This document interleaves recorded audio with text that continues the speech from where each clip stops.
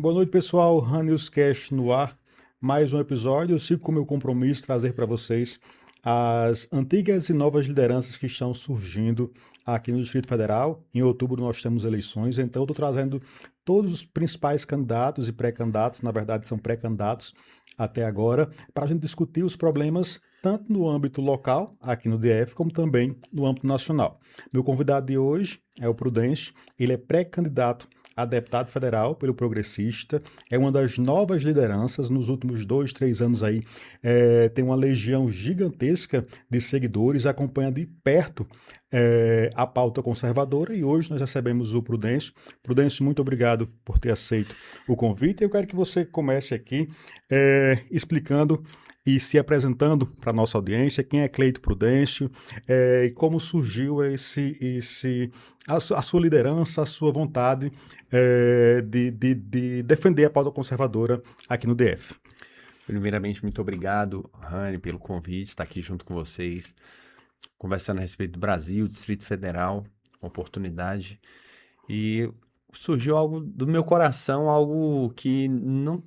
Assim, eu vou tentar explicar com palavras, mas é mais sentimento do que palavras. Acho que isso daí marca muito a minha caminhada. Acredito que as pessoas que me acompanham, eles veem a emoção, o sentimento, nós nos conectamos. Eu acredito que é isso que atrai as pessoas a me acompanharem, estarem juntos, porque sabe da sinceridade daquilo que eu procuro tratar e a maior seriedade possível. Então, eu sou aqui de Brasília, nascido, criado aqui, pais nordestinos, minha mãe é do Piauí, meu pai é do Ceará. Minha mãe casou com meu pai, veio pra cá e, diferentemente de todos os seus outros irmãos, minha mãe teve 20 irmãos, né, entre os Nossa, nasceram, muita gente, e aí só ela que veio pra cá e eu e meu irmão, nós os únicos que não somos de lá. Então, assim, eu costumo dizer, eu sou de Brasília, nascido e criado, mas o sangue é nordestino. A sua história é bem a história típica do brasiliense mesmo, que basicamente Isso. todo mundo, todos os pais aqui tem um pezinho lá no Nordeste. Sangue E como nordestino. começou sua trajetória na política? Isso faz parte, porque eu trabalho com comércio e eu comercializo indo, inclusive, para o Nordeste para comprar mercadoria. E nessas minhas indas e vindas, né? Sempre acompanhando política, acompanhando desde 2013, impeachment da Dilma e tal, mas nada comparado ao que eu faço hoje. E nessas minhas caminhadas, indo ali para viagem para o Nordeste, para São Paulo, vários locais comprando. Quem me acompanha sabe, já viu eu carregando o saco na cabeça e tal. A pessoa ué, me vê sempre bonitinha ali no Congresso, gravado com autoridade, mas não sabe como é que é a vida é real, né? Tem ralação na vida real, né? Ralação.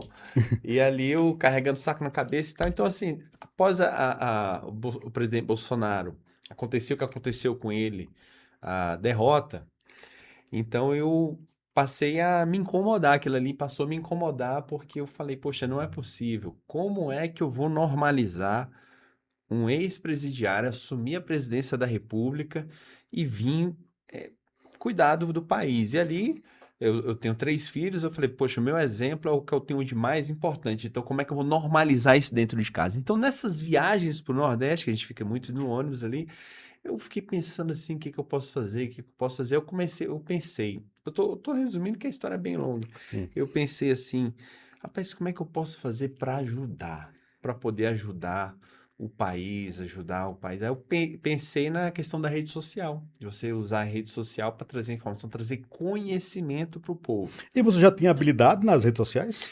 Não tinha não. Nessa viagem que eu fiz lá para o Nordeste, e aí eu tive a oportunidade de conversar com a tia minha lá, porque assim, às vezes a pessoa quando tá de fora, ela tem uma visão melhor do que quem tá bem próximo, né? Sim. Ali eu conversei com ela e tal, desse meu inconformismo e tudo. Aí ela falou para mim bem assim, meu filho, você tá do lado do Congresso, vai lá, de repente você vê as coisas, aprende, vai passando informação. Eu falei, não, tudo bem. E aí o que que acontece? Eu fui deitar para dormir. Quando eu fui deitar para dormir, eu peguei o celular indignado, brasileiro indignado, peguei o celular e gravei um vídeo. Porque o presidente Bolsonaro, pá. Fui dormir. Quando eu voltei no outro dia, 135 mil visualizações Nossa Senhora. no vídeo. E tipo, eu tinha 1.000 seguidores. Eu falei, oxe, esse negócio aí será que é isso que eu devo fazer para ajudar? Porque eu tava incomodado. Eu falei, cara, tem que fazer Era alguma genuíno coisa. mesmo. Não foi nem questão, tipo, somente da perca do Bolsonaro, que o Brasil ficou estarrecido com aquilo que aconteceu. Mas foi o desaforo do sistema de colocar um cara, volto a dizer, um cara que estava preso. Eu acredito que se isso não tivesse acontecido, se fosse uma outra competição e tal, mas tirar de tiver desaforo, tirar a pessoa da cadeia, colocar na cadeira de presidente e falar, agora vocês vão respeitar esse cara. Eu falei, cara, isso não tem condição. E aí eu peguei no outro dia, gravei outro vídeo, aí, mas o outro eu já fiz, já descendo cacete no Lula. Aí, aí eu falei, rapaz, eu acho que é isso. Aí eu voltei pra Brasília, né? Aí quando eu voltei pra Brasília, aí eu peguei, tava até contando pra ele aqui que não tem 3 anos que eu faço isso. Não tem 3 anos. Tipo, tinha 1.000 seguidores no Instagram. E aí eu peguei, voltei e falei assim, rapaz, quer saber de uma coisa? Se for pra dar certo esse negócio mesmo, eu vou lá no Congresso Nacional e vou ver como é que é as coisas e vou gravar um. Vamos ver, vou gravar, vou sentir lá e vou ver como é que faz. Aí eu entrei. Anny, eu não conhecia ninguém. Não tinha, tipo, uma pessoa pra falar, ó, faz assim, ó, vem por aqui. Nada, nada. Sabe quando você entrar, vou ali, a gente se identifica, entra, bota o adesivo, entrei. Aí na época tava na CPMI do dia 8 de janeiro. Sim. E eu era só um brasileiro indignado, mas nada mais do que isso. E vendo o sofrimento do pessoal que tava sofrendo, aquela questão do dia 8 e tal. Então era a CPMI do dia 8 no Senado. E ali eu fiquei do lado de fora observando como que os jornalistas abordavam os parlamentares, né? Eu só de longe, olhando, só olhando. Aí eu falei, rapaz, sabe de uma coisa? Eu vou abordar um parlamentar. Primeiro que sair ali, eu vou conversar. E vamos ver se é isso mesmo. Eu peguei meu celularzinho. Quem foi o primeiro que saiu? Flávio Bolsonaro. Flávio Bolsonaro, nosso futuro presidente. E aí, na hora que ele saiu, os seguranças já foram ali segurando, né? E aí ele, não, pode deixar, pode deixar. Eu fiz uma pergunta pra ele que é atemporal. Hoje, se você for... A pergunta que eu fiz foi o que nós, como brasileiros, podemos fazer, os próximos eleitos, vereadores, prefeitos, que podem fazer para ajudar o presidente Bolsonaro nessa luta pela direita e pelos conservadores. Ele deu uma resposta, tá lá no meu Instagram, é atemporal isso. Porque nós vamos sempre estar nessa luta. Tem que continuar, tem que perseverar, tem que se doar e tal. E nisso eu fiz com um parlamentar, fiz com 2, fiz com 3. Daqui a pouco, tava indo e eu conheci uma pessoa, conheci 2 pessoas. E ali comecei, ali próximo de um, próximo de outro. Sou muito agradecido ali a Chiquinha que me acolheu ali. Também teve o Deus Eres também no começo, que me acolheu. Eu sou muito grato, né, ali. Sim. Teve várias pessoas que apareceram nesse meu, a Cleo. Aí eu fui fazendo amizade com as pessoas, ali a proximidade com o próprio Evandro que hoje é deputado, é pré-candidato a deputado distrital Sim. aqui Do PL. do PL. Aí eu fui fazendo amizade. E como eu venho do. A minha base é a igreja, então a igreja ela sabe que ensina pra gente a questão de hierarquia. Então eu já fui. Nesse tempo, eu já fui entendendo como é que funcionava a engrenagem da política. E o que acontece? Eu sou assim, Rani. Se eu for fazer qualquer coisa, eu vou de cabeça para entender e para não ser passado para trás, pra não ser Sim. feito de besta. Então você Sim. vai compreendendo, estudando as coisas. Então fui vendo como é que funcionava a questão de partido, questão de legenda, e fui estudando. E aí eu fui me aproximando do que eu me identificava, que era o PL. Então as pessoas próximas, assim, um partido que eu tenho no meu coração, fui pro PP, com a governadora Celina, agradeço de coração, assim mesmo, o acolhimento, um acolhimento muito especial. Sim. Ela, por parte dela, por parte de toda a equipe, fui muito bem acolhido, sério mesmo, de coração. Mas o PL foi muito correto comigo, sempre muito atencioso. São pessoas que, assim, eu tenho um apreço enorme. A deputada Bia Kiss, ixi, nem se fala. Então, Sim. nessa construção, foi no dia a dia, foi no dia a dia, e aí foi para manifestação, para eventos, foi aproximando do presidente Bolsonaro, da família. Foi muito natural o que aconteceu. Jamais eu imaginaria que eu estaria hoje aqui sentado com você sendo pré-candidato a deputado federal. Garanto pra você que não. Se falasse isso pra você há 4 anos atrás, você De jeito nenhum. Nunca passou pela minha. E a questão da pré-candidatura não passava pela minha cabeça 3 meses atrás. Não Sim, sério? passava. Não. Assim, eu entrei muito para realmente, para igual eu falei no início, para lutar contra o sistema. Eu sou combativo, eu quero ir pro combate mesmo, né? Linha de frente mesmo. Indo em frente. Só que eu, assim, às vezes eu até encontro certas resistências, porque, assim, às vezes a pessoa acha que lutar contra o sistema, ir pro combate é ser agressivo, mal educado, blá, blá, blá. Que se exploda. Não, e eu não penso assim, eu acho que é nas ideias, é no posicionamento, é na força política, né? Existe a força política, a força jurídica, existem vários tipos de Sim. forças. Então, assim, você tem que ir construindo um ambiente para aquilo ali. Eu fui aprendendo muito vendo o presidente Bolsonaro, que foi ele que abriu os nossos olhos. O líder, ele é o cara. Foi ele mesmo que abriu os olhos da gente. Então, assim, eu sou combativo, luto ali contra o sistema, só que dessa maneira que eu tô te falando, assim, pensando direitinho, a próximo passo, como que vai ser feito e tudo.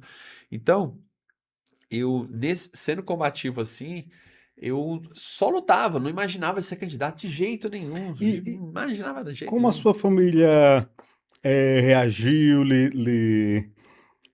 ela apoiava no começo, quando você começou a gravar esses vídeos? Como foi essas reações?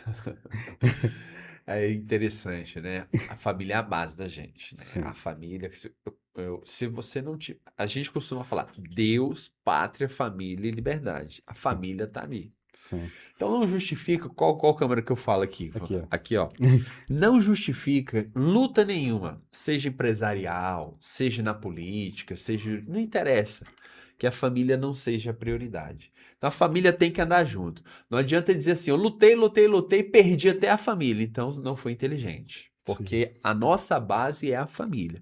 Então, quando eu comecei nessa caminhada, eu muito parceiro com a minha esposa ali, né? A gente sempre conversando e eu envolvo meus filhos. Pra você ter uma noção, é, virou o ano, hoje eu tenho várias redes, tenho seguidores, tá? Então eu sentei com meus filhos pra gente fazer as metas de seguidores. Assim, ó, a gente tá terminando tantos seguidores, esse ano nós vamos ter tanto. Nós fizemos isso ano passado e conseguimos então você trouxe para a bater a meta. família também essa A gestão das família, redes. é como se, tipo assim, nós participamos do processo, nós estamos juntos, meus filhos estão juntos, minha esposa está junto.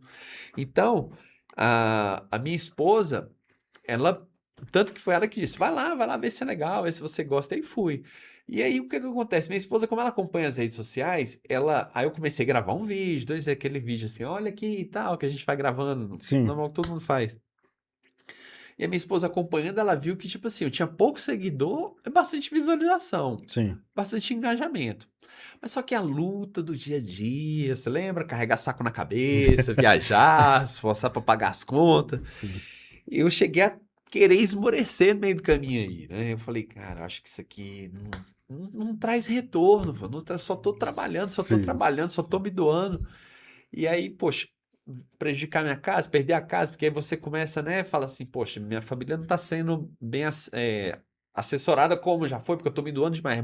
A gente doa muito tempo, mano. A gente Sim, trabalha sim, sim. demais, moço. Rede social dá muito Dá trabalho, né? muito. Só quem faz pra entender. O pessoal E, pensa que é um vídeo ali de 1 minuto, não tem exato. noção do que São é. duas coisas, é o que você está falando, tanto dá muito trabalho, como o retorno, principalmente financeiro, ele demora muito a vir. Demora muito, demora muito. Então, Exatamente. E aí eu peguei e cheguei no meio do caminho, assim, sei lá, com 6 meses, um pouquinho mais, assim, e falei assim, rapaz, deixa quieto isso aí.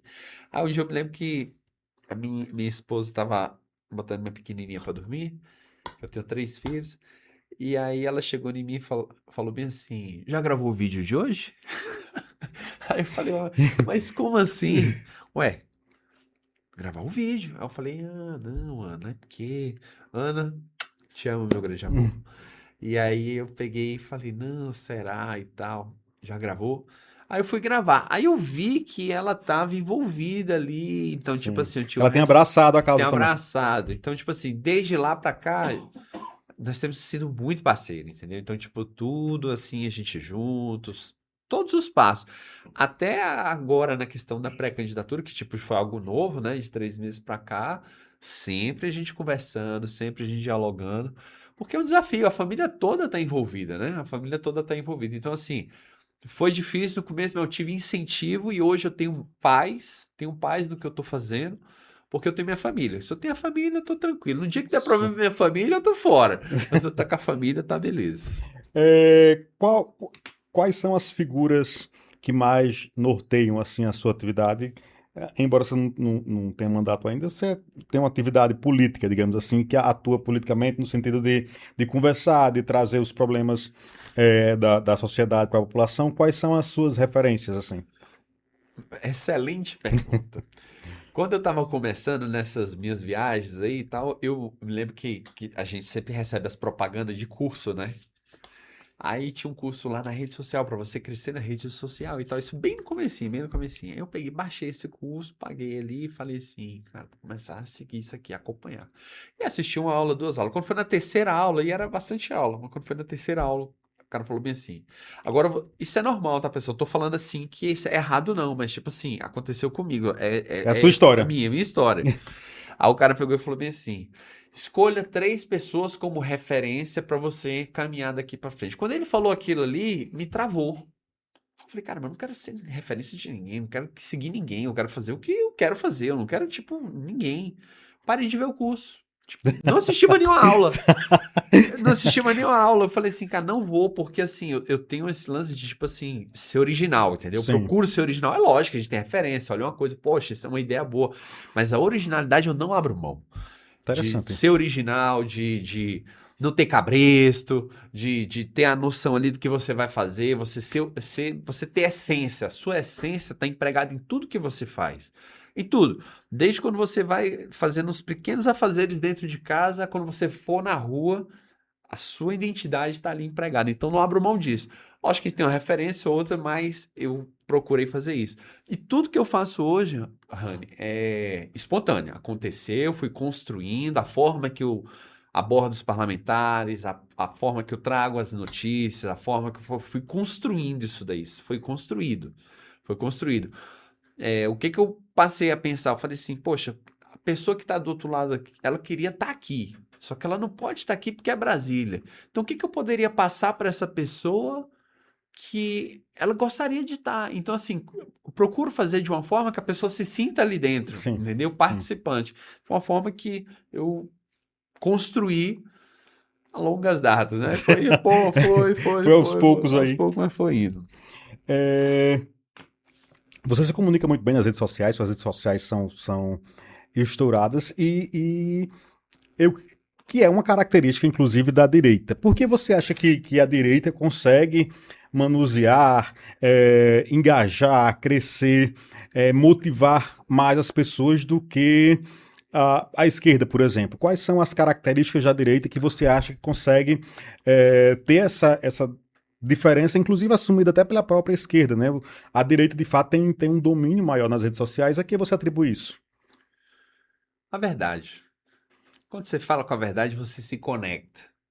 Sim. E as pessoas, elas sentem a verdade na fala, no olhar.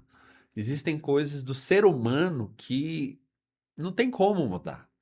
Então, quando você precisa enfeitar, já dou um exemplo.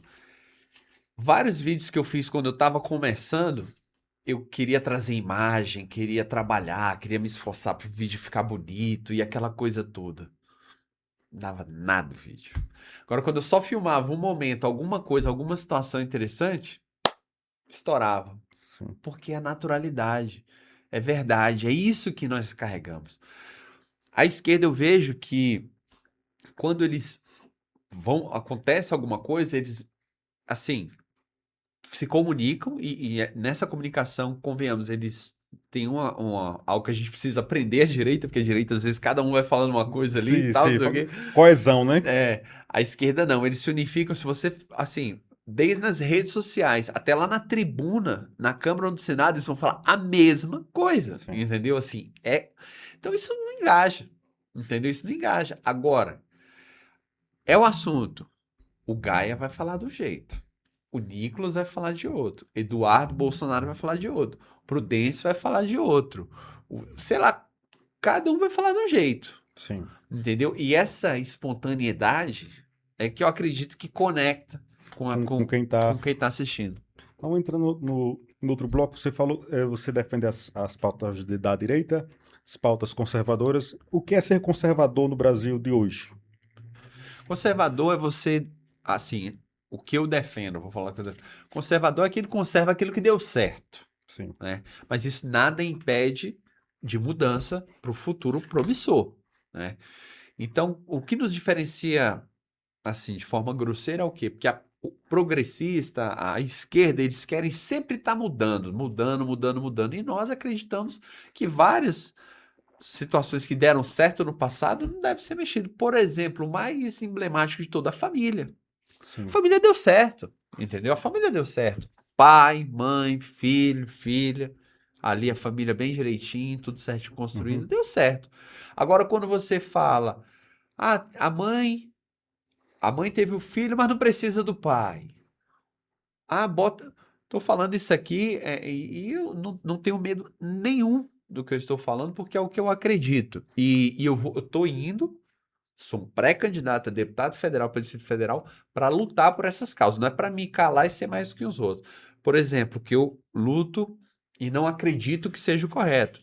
Pega 2 pais, 2 mães. Não tem como dar certo.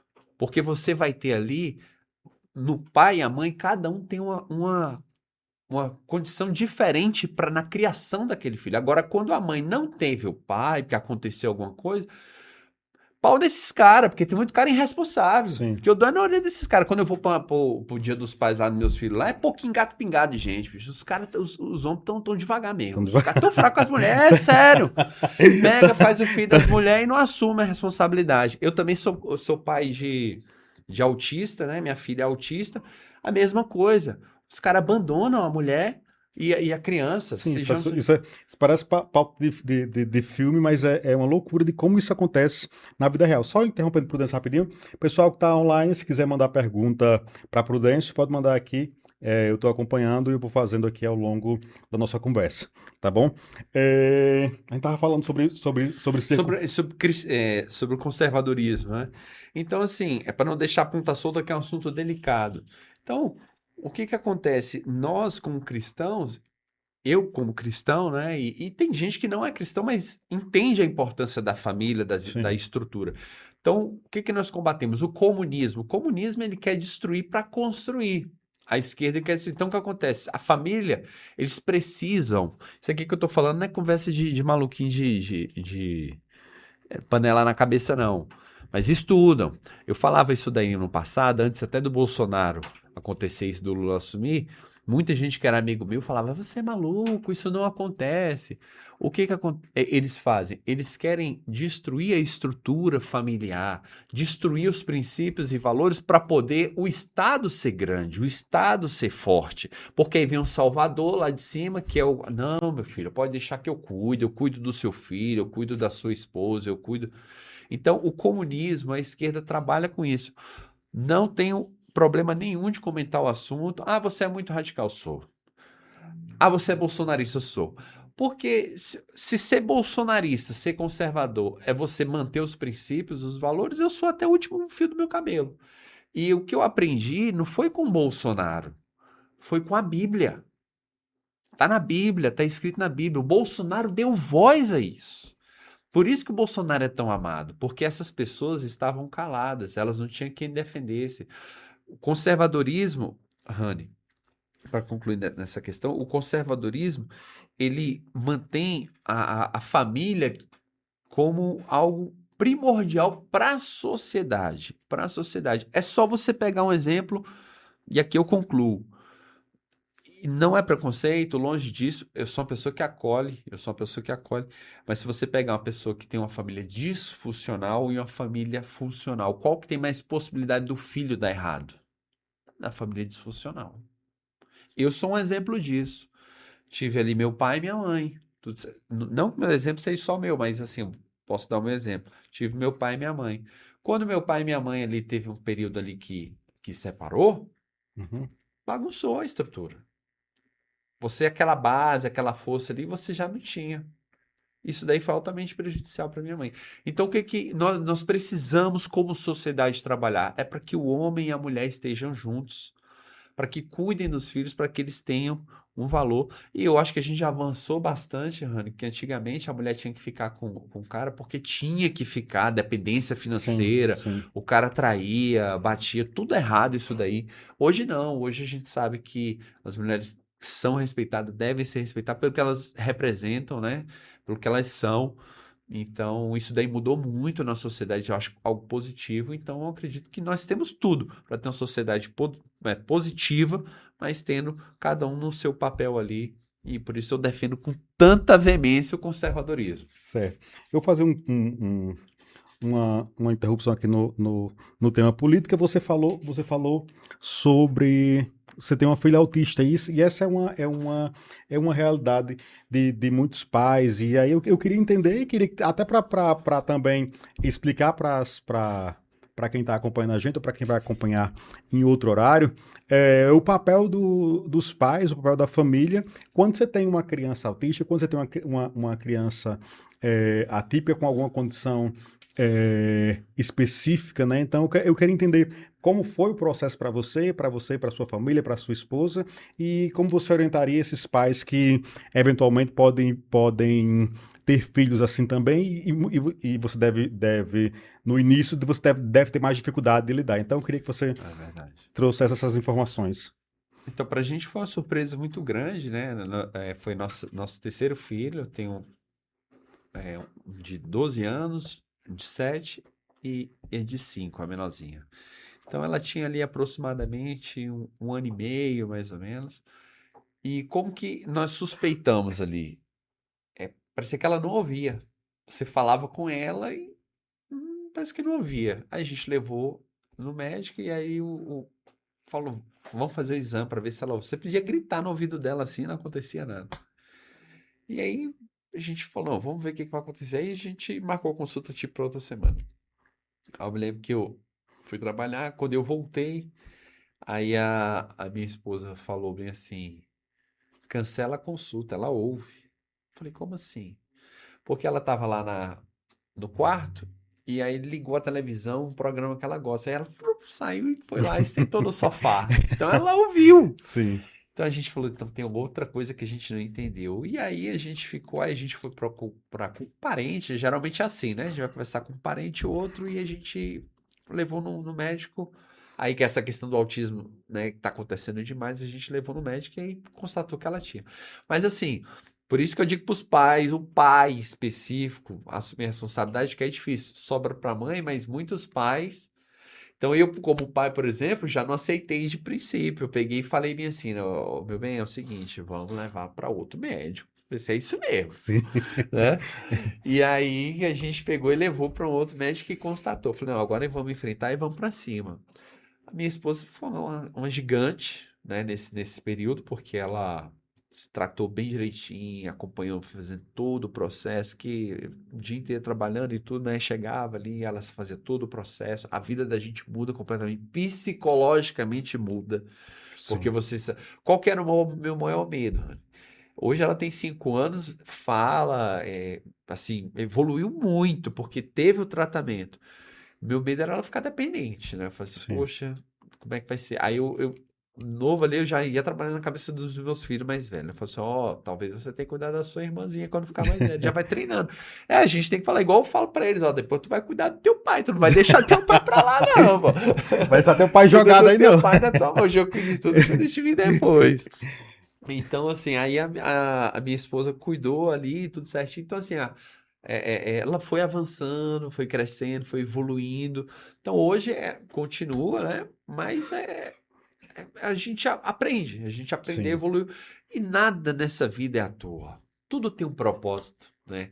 Então, hoje, no posicionamento que eu estou, uma pré-candidatura, atuando na área política, isso, de certa forma, colabora que eu esteja também defendendo essa área, sim, que é uma né? pauta É uma importante. pauta importante. Eu costumo dizer que eu não sou engessado, né? Sim, Não é porque geralmente diz que o pré-candidato, né, tem uma pauta. Eu não sou de uma pauta, eu sou uma pessoa de pautas. Eu, assim, posso ajudar a sociedade? Não posso servir? Eu estou aqui para ajudar. Então, assim, hoje eu tenho uma filha nessa situação, então eu posso colaborar. Como tem outras pautas também que a gente pode entrar no assunto que eu quero estar colaborando. Então, nessa questão, foi muito boa a Vitória.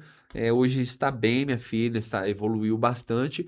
E nessas caminhadas para você tá indo, uma vez me chamou muita atenção a mãe que precisava de estar o pai e a mãe para fazer a inscrição ali da criança. E aí a minha esposa perguntou para a mulher, falou bem assim, é, cadê seu marido? Aí ela falou assim, não, ele não acredita que meu filho tem autismo. Então, pra você ver o que a gente não acredita. Sim, É sim. tipo assim, quer apagar aquilo ali. Então, no que depender de mim, eu vou ajudar na cobrança desses caras que precisa É. assumir a Tem que responsabilidade ter um processo de deles, conscientização também de desses pais, né? conscientização. Não, é responsabilidade mesmo, porque assim, é, a sociedade ela evoluiu, assim, aí vem conservadorismo, Hum, vem de novo. O que acontece? Hoje o cara sai de casa com 30 anos de idade, pô. sim. Entendeu? O cara ó, tá difícil, entendeu? Eu comecei a trabalhar com 12, entendeu? Meu filho fez 12. Agora eu falei assim, ó, com 12 anos eu já trabalhava, viu? Tá Entendeu? avisado. Aí tá avisado. Então, assim, então com isso, as pessoas vão ficando sem senso de responsabilidade. Sim, Antigamente, assim, eu tenho 43, né? Então, antigamente, o, o cara fazia um filho na menina, ele assumia. Ele tinha a sim. idade que fosse, ele assumia. A família botava. Hoje em dia, não, vai botar pro vô, pra avó, pra não sei o quê, entendeu? Então, assim, então eu quero atuar nessa conscientização, nessa cobrança com esses pais e também.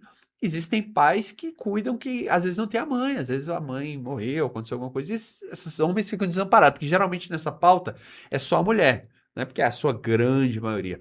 Mas tem que ser também o homem. Existem homens nessa situação que também precisam ser assistidos. Então, isso daí eu só sei por estar convivendo, por estar em audiências, por esse meu trabalho na Câmara e no Senado me traz esse conhecimento, até nessa questão da minha pré-candidatura. Você elege alguém para ir fazer um determinado trabalho. Eu tenho a minha diferença é que eu já tô lá dentro vendo como é que funciona. Sim, então você já sabe como Então já funciona. tem uma noção. Então, por exemplo, esses assuntos que eu tô falando, já vi lá dentro, já vi necessidade, tudo. Então, foi assim, como é que. Só que eu não tenho a caneta ainda para poder ajudar, mas Deus vai Mas fazer e vai vai dar sim. certo. Você acha que hoje a direita está mais unida ou dividida? Tem suas anuências, né? A gente não adianta querer tampar o sol com a peneira. Tem suas anuências. Por quê? Porque tá crescendo, tá ficando grande. E Sim, isso daí é algo que nós precisamos ver com naturalidade. O PT era só o PT, aí veio o PSOL, aí veio outros partidos, entendeu? sim, Então eu acredito que a direita, por ter crescido, agora o que nós não podemos permitir é que essa divisão venha chegar ao ponto de atrapalhar o nosso principal objetivo, que é eleger Flávio Bolsonaro como presidente. Né? E forças conservadoras, porque a partir do momento que começa uma coisinha daqui, outra dali, isso pode atrapalhar nas bases, né? sim. E isso a gente tem que ter muito cuidado. Mas eu acredito que sim, isso acontece, mas eu vejo com naturalidade. Eu não vejo isso daí como um absurdo, não. Naturalidade está crescendo bastante, estão surgindo novas lideranças, outros líderes mais antigos estão consolidando as suas forças. Então eu vejo isso com muita naturalidade. Certo. Quem você listaria como os principais nomes dessa nova direita para as eleições de 2026? Poxa, no meu campo, quando você fala nova direita, já fala direita limpinha. Aí o pessoal fica bravo. Fica a direita limpinha, né? Porque a minha direita mesmo, raiz é Bolsonaro, é pezão na lama, é comendo o galinha com O frango com farofa. farinha. Entendeu? Então, assim, agora tem a direita mais limpinha, que é com garfo e faca e tal. Não, porque assim, a gente tem. Vocês A estão gente, entendendo, a acho gente, que vocês estão a gente entendendo. tem o Nicolas, tem o André Fernandes, tem muitos nomes que estão assim arrastando multidões eleitoralmente falando também, né? O André teve uma votação muito expressiva em Fortaleza, né? Para o governo lá, e o Nicolas tem um público gigantesco. Mas você ainda permanece ligado ao bolsonarismo raiz. Bolsonaro raiz, Bolsonaro raiz. Mas assim, não tem como a gente não é, reverenciar essas novas lideranças, né? Sim, Seria ignorância por minha parte. Quem me conhece sabe que assim, eu tenho dificuldade dessa questão do cabresto, da coleira, que assim, eu penso, e quem me segue, eu gosto que pense também. Então, o que acontece? Essas lideranças estão surgindo. O que que a gente vai fazer com elas? Não, você não pode crescer, não, para por aqui assim. Não estou falando que isso aconteça, mas a gente não pode fazer isso. Nós temos que estimular. Estimular. sim, Agora, temos que entender que existe uma corrente na direita ideológica, que é o que mantém essa corrente ideológica que nós temos ali na pessoa ali do presidente Bolsonaro, do bolsonarismo raiz, a ideologia onde eu me identifico, a ideologia mesmo. Sim. Agora, eu não posso deixar de reconhecer o crescimento, a força do Nicolas, né? O que o Nicolas está fazendo. Sim. Mas quando eu olho que eu vejo, né, o crescimento da direita, eu me alegro, eu vejo, nossa, assim, é diferente. E é interessante porque isso, o próprio PT, dentro do PT tem umas linhas que defendem algumas, umas pautas, outros que defendem Sim, sim. outras pautas, então a direita talvez esteja nesse momento também de algumas lideranças. Só que teve até uma pauta que eu discuti hoje, que é interessante. Você é esse bolsonarista raiz, claramente que segue o Bolsonaro, mas nos últimos anos, dada a força do Bolsonaro, nós percebemos também que teve muita gente que tentou e conseguiu pegar carona, porque muitas vezes o cara zero conhecido tem uma votação expressiva porque defendia as pautas do Bolsonaro, né? Então, assim, muitos deputados, muitas lideranças que já chegaram, inclusive, a ser do campo da esquerda, hoje estão na direita, muito também uma liderança de um oportunismo político, se aproveitando da força do Bolsonaro. Eu queria que você avaliasse um pouco esse cenário, já que você também está de dentro lá do Congresso. É porque as pessoas se aproximam do Bolsonaro para obter capital político. Eu me aproximei do Bolsonaro pelo que ele é, pelo que ele transmite, pela pessoa dele. O presidente Bolsonaro, inúmeras vezes eu estive junto dele, se você vê, Rani, você fica impressionado com a simplicidade. Ele é simples, ele é assim, do povo mesmo, assim, tipo, é o jeito dele, entendeu? Ele é um cara muito autêntico, assim, muito humano, né? E eu vejo, sim, isso daí acontecendo. As pessoas chegando ali. Tanto que, igual eu te falei, há 3 meses atrás eu nem pensava em pré-candidatura. Me colocaram porque acharam que eu tinha essa possibilidade. Porque realmente eu estava ali pela causa, pelo Bolsonaro. Porque o Bolsonaro, quando você lembra do Bolsonaro, cara, não tem como você não se emocionar falando do Bolsonaro. Eu falo isso de mim, lógico. Assim, Bolsonaro foi preso. Quantas pessoas continuam ali com o Bolsonaro? Eu vejo assim a necessidade do Carlos nessa situação. Se não fosse o Carlos Bolsonaro, ninguém falava mais de Bolsonaro. É o Carlos. O Carlos, eu, por exemplo, que tô junto, que eu comungo com isso, que tipo o sistema quer silenciar o Bolsonaro, silenciar as forças bolsonaristas. Eu tenho um esforço enorme para gerar conteúdo do presidente Bolsonaro com ele preso. Sim. Entendeu? Uma dificuldade enorme. Então, o Carlos, ele faz isso. Eu procuro também, dentro da medida do possível, estar gerando conteúdo. Então, são poucos que mantêm nessa pegada. Isso que você está falando aconteceu lá atrás. Hoje, o que nós estamos vendo é algo diferente. Hoje, estão querendo excluir o bolsonarismo. Sim. Não sei, Seguir com a nova direita. Essa nova direita seria. tipo assim, sem aquele bolsonarismo ali e tal. Então, assim, uma direita, mas uma direita limpinha, por isso que a gente fala. Sim. Então, assim, e aí onde entra? Não discuto que isso daí pode acontecer, não tem problema, mas eu quero ser um cara que seja lembrado com o Bolsonaro, do lado do Bolsonaro, porque assim, ele é a representação, porque pela sua simplicidade. Uma vez, aqui vai ficar registrado aqui, eu não tô nem aí. Uma vez, uma pessoa falou comigo bem assim, é, eu tentando convencer ela, né, pra apoiar o Bolsonaro e tal, isso aqui. Aí ela falou assim, porque o Bolsonaro é doido. O Bolsonaro, ele passa dos limites, o Bolsonaro... Eu olhei pra ela assim e falei, deixa eu te contar uma coisa.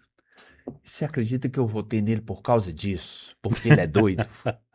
Então, assim, é o jeito dele, porque o Bolsonaro ele foi necessário. Eu tenho certeza que se hoje não fosse o Flávio, fosse o Bolsonaro, ele estaria mais maduro, estaria, né? Muita Sim, coisa que sim. ele não fez, Ele já falou, inclusive, sobre né? isso. Já estaria mais maduro, a gente entende ali que foi o momento.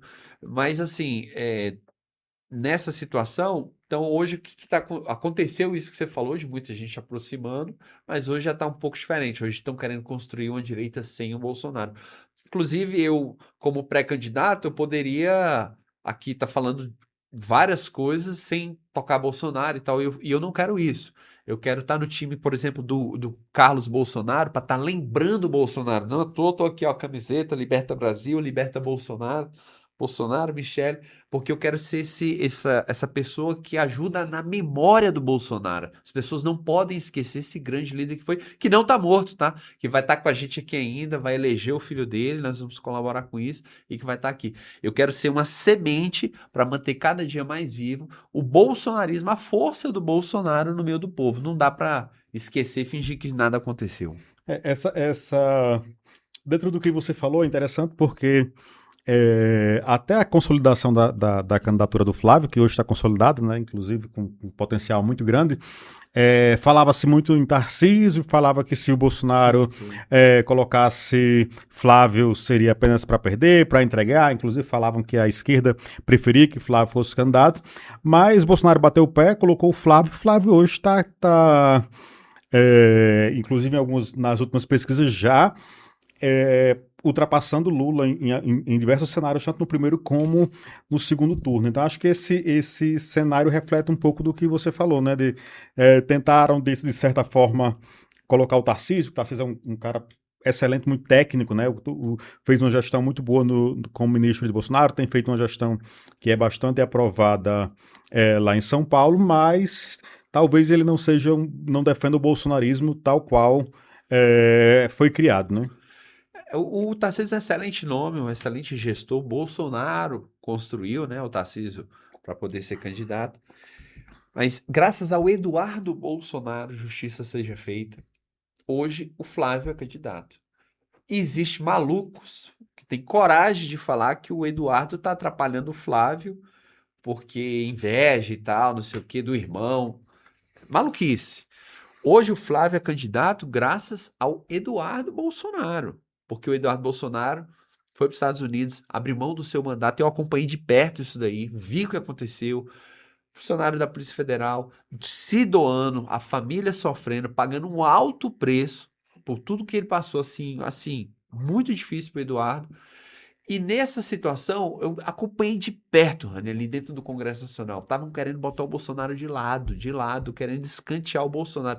Não queriam colocar o nome do Bolsonaro nem para vice mais. E o Eduardo Bolsonaro, ó, brigando e levantando pauta e tudo, aquela coisa toda. Teve a Magnista, teve aquela coisa toda. Então ele foi essencial para tudo isso que aconteceu. E aí ele conseguiu convencer que não fosse o Tarcísio. Por quê? Porque o Tarcísio, embora seja um excelente gestor, ele não é ideológico. Não. Olha as secretarias do Tarcísio. São técnicos, são profissionais. Se o Tarcísio ganhasse aqui, eu tenho certeza que muita gente ia gostar. Beleza, bacana, olha só como é que o Brasil está avançando, meu amigo. A guerra é ideológica. E eu tô aqui pela ideologia. Não é pra, tipo, eu não tô preocupado só com o ministro da educação. Eu quero saber o que está sendo ensinado dentro da sala de aula. Essa é a ideologia. Entendeu? Eu quero saber se nas escolas, nos hospitais, tá tendo mudança de gênero, que é o que é normalizado em vários locais. Eu quero saber se realmente as pessoas estão sendo respeitadas porque estão ganhando para isso, ou está sendo uma construída, porque volta naquela pauta lá, o comunismo, o socialismo, ele é pão e circo, ele dá aquilo que a pessoa está precisando ali e vida que segue. Nós queremos a mudança do povo de fato, um país próspero, um país com riqueza, com mudança mesmo da sua identidade. Então, o Eduardo Bolsonaro com o Flávio, mantendo não o Tarcísio, a ideologia se manteve. Então a nossa guerra... Porque, Rani, as pessoas precisam entender, o Foro de São Paulo foi descoberto depois de mais de 10 anos. O Foro de São Paulo existiu e ninguém sabia que era o Foro de São Paulo, fazia tudo nas escondidas. Certo. Explique para o nosso ouvinte o Foro de São Paulo. O Foro de São Paulo é um foro que foi criado por Lula e Fidel Castro. Eles fizeram esse foro para que os líderes da América Latina virassem presidente. E muitos surgiram. Vários presidentes nesse período. E esse foro, ele ficou por muitos anos escondido. Você falava de Foro de São Paulo, era loucura. Olavo de Carvalho falava isso, dizendo, não, esse cara é maluco, isso não existe. Hoje, o Lula, agora já presidente, foi para um evento do Foro de São Paulo. E lá ele falou no Foro de São Paulo, nós estamos lutando contra a família tradicional, que é um assunto retrógrado. O Lula hoje fala isso. Só que ele acho que tinha tomado umas, né? Porque eu acho que não é possível ele falar o que ele falou. Não é possível, né? Ele sóbrio. Ele não tem condição. O que ele falou, que era contra tudo isso que o conservadorismo leva. No Foro de São Paulo. Quando o Bolsonaro era candidato ainda, eu falava do Foro de São Paulo para amigos próximos, inclusive esquerdista não, aquele que quer tipo o boleto, né? Quer pagar as contas, né? Lula, Bolsonaro não interessa. Eu falava, cara, você não tá entendendo. Tem o Foro de São Paulo. Tem o Lula, o Bolsonaro e o boleto. E o boleto. O cara O quer boleto só é pagar as contas. meio que o centrão ali, né? É a maioria da população. É, a Vamos maioria da botar aqui, população maioria. brasileira. Tem que não acompanha o BBB, não sei o quê. E aí eu falava, ó, tem o comunismo, vocês não estão entendendo. Aí eu falei, não sei o quê. Aí o que o Lula fez? O Lula pegou e colocou o Flávio Dino e falou assim, agora temos um comunista no Supremo. Então, assim, são assuntos que, da ideologia que a esquerda esconde. E nós, na pessoa do presidente Bolsonaro, trouxemos à luz. E por muito tempo, Rani, a gente ainda era tido como louco. As coisas estão revelando agora que o Lula ganhou. Ganhou. Né? Faz sempre isso, porque a gente sabe o que aconteceu, né? Mas, como diz o presidente, vira a página. Sim. Então, hoje está aí desmascarado tudo que aconteceu, tudo que está acontecendo. A esquerda trabalhando. Então, a ideologia ela precisa ser combatida. Agora eu não sou um ideológico assim, cego, maluco, que não conversa, eu dialogo. Só fica de cara comigo. Eu converso com o pessoal do centro, eu converso com o pessoal da esquerda. Aqui, ó, quiser fazer o corte aqui. Eu converso. Sabe por quê? Porque é o seguinte: a gente precisa respeitar as pessoas como elas são. Sim. Não é porque eu sou desse jeito aqui que o mundo precisa ser desse jeito, não. Se eu, Rani, for um camarada brigão com a esquerda, com o pessoal do centro, que não conversa no diálogo, vou trazer ninguém pro meu lado. Sim. Não vou convencer ninguém. Agora, se eu for um cara gente boa... E eu vou te falar uma coisa, tem gente que é Lula, é PT, é esquerda e fala assim, rapaz, eu gosto de você, bicho, eu gosto de você porque que a gente conversa. Então, assim, é a forma da gente dialogar. Então, eu converso com todo mundo e tento trazer a forma cultural, ideológica para todo mundo, para as pessoas compreenderem que Tarcísio pode ser um futuro presidente, mas a guerra ideológica ainda precisa ser muito grande. Nós precisamos formar os próximos advogados, os próximos juízes, os próximos professores. Olha a UNB como é que tá. A gente precisa formar os próximos conselheiros tutelares, toda uma estrutura. Não adianta você ganhar a presidência, você precisa ganhar o poder. E nós tivemos Bolsonaro na presidência, mas nós não tínhamos o poder. Isso precisa ser mudado. Certo. Pessoal, boa noite por estar nos acompanhando. Quiser mandar alguma pergunta para o Cleito Prudêncio, fique à vontade. Eu vou fazendo aqui. Eu quero que você explique um dos temas que domina todas as discussões da direita, são os atos de 8 de janeiro. Então eu quero que você explique para a gente o que aconteceu em 8 de janeiro, na sua concepção. 8 de janeiro foi um dia da indignação, né, de pessoas ali que aconteceu desse ato, mas a gente precisa entender que existiu aparentemente, nós estamos trabalhando aqui, teve a CPMI que inclusive foi impedida de ter sido as suas investigações, por exemplo, as câmeras do Flávio Dino, que não chegou até hoje, poderia ajudar muito, né? Por que essas câmeras sumiram e tudo. Então, aparentemente, poderia ser evitado aquilo ali. Aquilo ali poderia ser evitado. E aparentemente parece que foi intencional que aquilo acontecesse. E não tô aqui para dizer que não aconteceu, que é maluquice. Não, aconteceu, quebrou, muita gente ficou envolvida. Inclusive, eu sou um dos defensores dessas pessoas que eu considero como vítimas, tá? Que fique claro. Por que vítimas? Foi lá, quebrou, fez. Porque aquilo poderia ser evitado e tudo leva a acreditar que existiam ali infiltrados, pessoas motivando, pessoas influenciando que aquilo ali acontecesse. Então você não é feito manada, você faz. Então a minha luta ali no 8 de janeiro para defender essas vítimas é o quê? É justiça, Rani. Eu não estava ali para dizer bem assim, a pessoa não tem que ser responsabilizada. O que não poderia é o que aconteceu no julgamento, qual o presidente foi condenado também. Embaciada. Rani, você estava lá, tá preso, toma aí 15, 17 anos. Aí não dá. Tá, você fez o quê? Você quebrou o quê? Essa individualização não foi feita. Sim. Então, a minha luta em defesa dos presos de 8 de janeiro, desse dia que aconteceu, que não temos como apagar da história, aconteceu, poderia ter sido evitado, mas aparentemente tinha um interesse que isso não fosse, é justiça pelas pessoas que estão sofrendo. Eu tenho estado ali em audiências públicas, convivendo com essas pessoas, é de cortar o coração. Você não está entendendo. Filhos, filhas, parentes, pessoas cadeirantes, pessoas que nunca foram para uma delegacia, Sim, estão tomando 15 anos, 17 anos de cadeia. sim. E assim, é inaceitável que nós possamos normalizar isso. Certo. Você, parlamentar, defenderia e apoiaria uma anistia ampla, geral e restrita para quem participou do 8 de janeiro? Não somente isso. Eu defenderia sim a anistia ampla, geral e restrita, como defenderia também a anulação geral de tudo isso daí. E mais, ressarcimento. As pessoas precisam ser ressarcidas pelo mal do Estado que foi feito no julgamento com essas pessoas. A Débora do Batom, por exemplo. Olha o que aconteceu. Nós temos hoje, tá aí em todo o noticiário, o ministro, 129 milhões no contrato da esposa Com o Banco Master. com o Banco Master. Tá aí agora. Nós estamos vendo a questão de imóvel, milhões de imóveis comprados agora. Saiu hoje o noticiário. Nada. Parece que não aconteceu nada. O outro, risório. E a mulher, com batom numa estátua, mais de 15 anos de cadeia.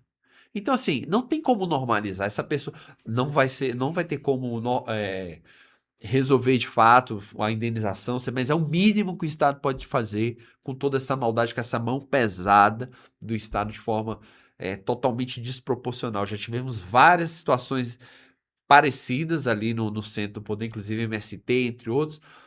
Nem pessoas presas não foram, mas olha o que nós estamos assistindo. Nós temos até hoje, Rani, pessoas com tornozeleira. Nós temos até hoje pessoas que estão pagando um preço enorme. Nosso presidente, o nosso líder, está preso injustamente por causa disso. Nem no Brasil estava. Olha que absurdo. E acusado de quebra de patrimônio. Como é que ele ia quebrar? Quebra de patrimônio tinha que. Nada, não quebrou nada. Então, assim, essa insanidade. E o que eu quero fazer é para pacificar o país. Não é para, tipo, entrar lá e mais briga, mais confusão. Não, é uma forma de.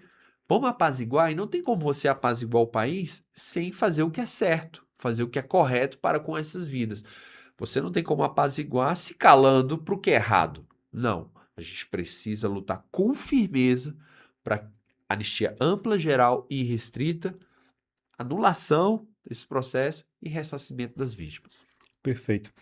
Para finalizar o bloco do cenário nacional, eleições de 2026 cenário nacional, que está se configurando aí uma polarização novamente entre Lula e Flávio Bolsonaro. Queria saber, na sua concepção, como será essa campanha e a sua perspectiva de resultado. Eu acredito que vai ser uma campanha muito difícil. Vai ser uma campanha muito difícil. Assim, não tem campanha ganha. Tem muita gente dizendo assim, o Bolsonaro, o Flávio Bolsonaro já está bem nas pesquisas. Não tem. Nós estamos falando de uma concorrência desleal. Porque o que acontece? Nós de direita, a gente procuramos seguir a lei, seguir as regras. Você lembra as 4 linhas que o presidente sempre falou? Sim. Eles não têm limite. Eles não têm limite, não têm pudor, não tem nada. Então, assim, eles vão fazer tudo que pode. Olha só, o Bolsonaro, período próximo como é esse, queria diminuir o combustível naquela época que ele estava passando pela dificuldade que estava. Agora o Lula faz. Não acontece nada. Então ele vai usar a máquina do Estado, ele vai usar. O Lula está gastando milhões e milhões e milhões em impulsionamento, rede social, mídia. O Lula conseguiu pegar o marqueteiro da campanha dele e colocar dentro do palácio para poder fazer o marketing do governo. Então, assim, é um povo que não tem pudor. E a imprensa engoliu tudo. Então, não adianta imaginar que nós vamos ter uma campanha fácil, de jeito nenhum. Certo, vamos falar agora do cenário do DF. Como você avalia a política no DF hoje? A política do DF hoje, ela precisa de renovação, né? Os quadros que nós enxergamos hoje, assim, sinceramente, não tem a expressão necessária para uma capital federal, né? Sim. Parlamentar, nós podemos citar exemplos de parlamentares de outros estados que têm representatividade que hoje a gente não consegue enxergar aqui no Distrito Federal. Nós temos em Minas, nós temos em São Paulo. Parlamentar, seja vereador, tem vereador que tem mais força do que aqui um federal aqui. Sim. Quem hoje que tem representatividade a nível nacional, que tem força, que fala assim, ó, essa pessoa aqui valeu a pena. Deputada Bia Kiss, que tem Sim. expressão. Deputada Bia Kiss é ela. Existe até muito comentário que fala que geralmente quando os deputados e algumas vezes distritais vão para federais, eles acabam desaparecendo. Você acha que desaparece por circunstâncias de Brasília ou desaparece por falta de atuação mesmo? O distrital? Os distritais que vão para federal, que foram eleitos federais eventualmente. Eu ouvi uma pessoa falar algo que eu acho que tem um certo sentido, né? Que a pessoa falou bem assim, que quando você procura só com o gabinete, com funcionamento, você acaba sendo esquecido, que você precisa ir para as pautas, que a sociedade se identifica. Então, eu acredito que acaba acontecendo isso mesmo. Existem pessoas que são sérias, pessoas boas, mas ali no funcionamento e não entra no embate nacional, no que realmente importa, né? Dali Sim. Eu dou um exemplo ali distrital. É de esquerda aquele Fábio. Fábio Félix. Pois é, mas ele não deixa de entrar nas pautas nacionais. Sim. E acaba ganhando uma projeção grande por causa disso. Exatamente. Então, assim, ele às vezes ele tem mais visualização do que deputado federal do campo dele. Por quê? Porque ele. Então, tem um certo sentido. Quando você entra só no administrativo, você não entra na pauta. Então, você tem que equilibrar. Você tem que entregar o mandato responsável, com base, trazendo ali. A sociedade também não te levou ali só para, né? Não, ela quer resultado. Ela quer resultado. Ela quer saber se você vai resolver o problema da escola, quer saber se você vai do hospital, quer saber se você vai construir, que é algo que eu procuro. Vou fazer, tá? Eu quero ter um diálogo muito, muito presente com o governo, seja ele quem for. Eu aqui em Brasília sou apoiador da governadora Celina Leão para que ela venha para o governo, para que ela tenha um pleito vitorioso e de forma expressiva, mas que fique claro que independentemente eu vou estar dialogando, porque eu preciso trazer a sociedade. Agora, se for ela, melhor ainda, porque nós estamos próximos. Sim. Então, sociedade, vamos no coletivo aí, vamos olhar junto aí. Qual é o maior problema de Brasília hoje? O maior problema de Brasília hoje? Sim. Mas, assim, não tem como a gente fingir que não tá vendo, né? A problema da sociedade hoje de Brasília é a saúde. Não tem como fugir disso. E a governadora, ela entrou já de forma bem incisiva nessa questão, já 28 milhões, deixa eu só 25. colocar no 25 milhões, né? Sim. Acabando com o aniversário ali de Brasília. Eu até brinquei com ela depois que eu falei com ela. Eu falei assim, rapaz, eu dei sorte, viu? A senhora foi dar o anúncio, eu estava atrás da senhora na hora do anúncio lá. Eu até mostrei. Nós estamos juntos nessa. Entendeu? E assim, foi muito acertada essa decisão dela. Sim. Eu tive a oportunidade de pessoalmente falar com ela a respeito desse assunto. Eu falei, poxa, que acerto. Então, são ações como essa. Sim, fala um pouquinho sobre a saúde. E na saúde, foi um gesto que ela fez, mas precisa de muito mais para poder as coisas darem certo, né? Então, na saúde, eu quero estar podendo auxiliar com recurso vindo do governo federal, mas assim, o que eu não consigo entender, Rani, mas que eu vou lutar para que isso aconteça é o seguinte, nós precisamos informatizar a saúde.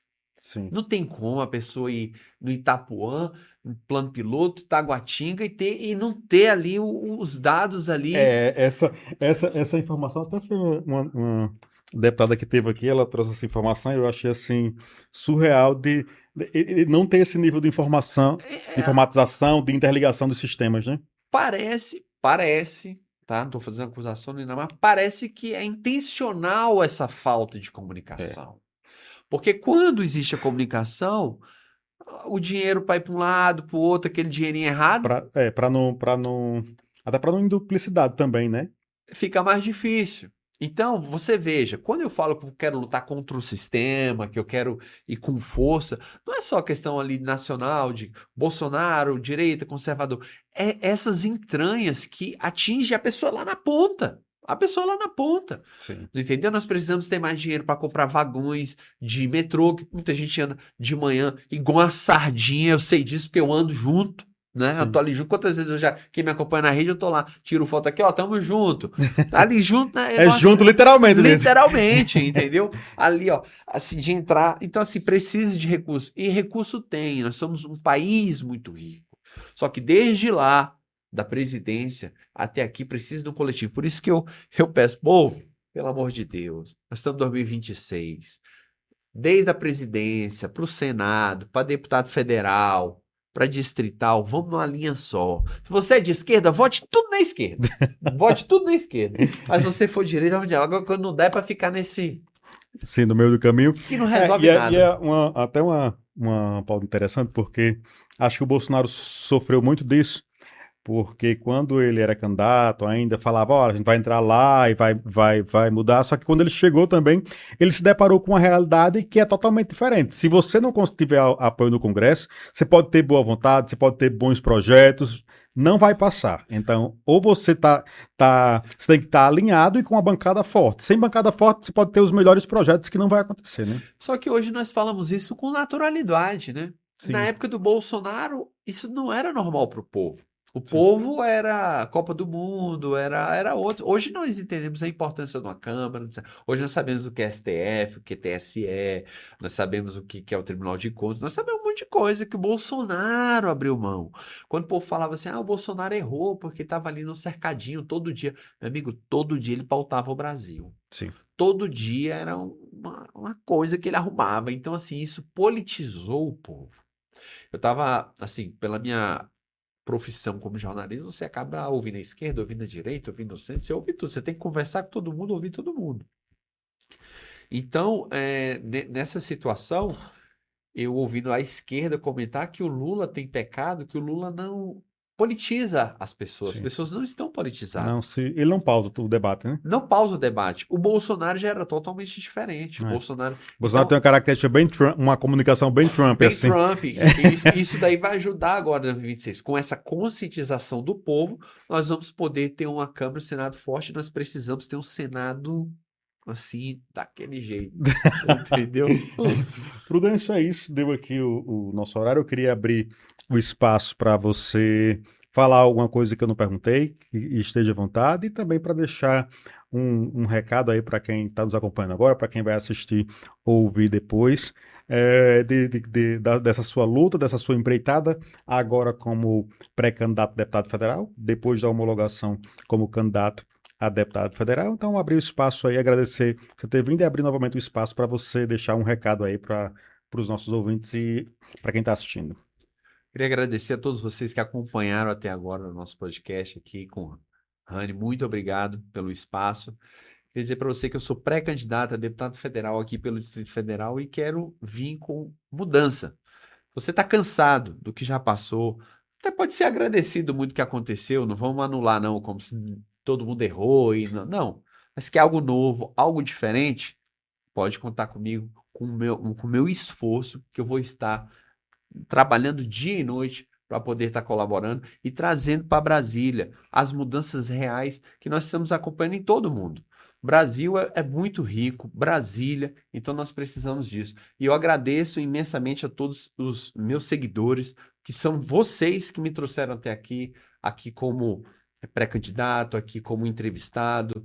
Então, vocês fazem parte disso e que nós possamos juntos continuar trabalhando para mudar o Brasil, para mudar Brasília, para que nós venhamos de fato ter um país próspero, um país que é diferenciado mais do que aquilo que pregam, mas aquilo que nós viemos viver. Um Brasil que é Deus, pátria, família e liberdade.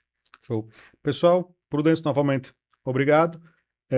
Estamos de volta na quarta-feira às 19 horas com mais um pré-candidato aqui, que vai ser o Paulo Sá, pré-candidato a deputada distrital. Nós vamos começar na quarta-feira, às 19 horas. Obrigado a quem acompanhou e boa segunda.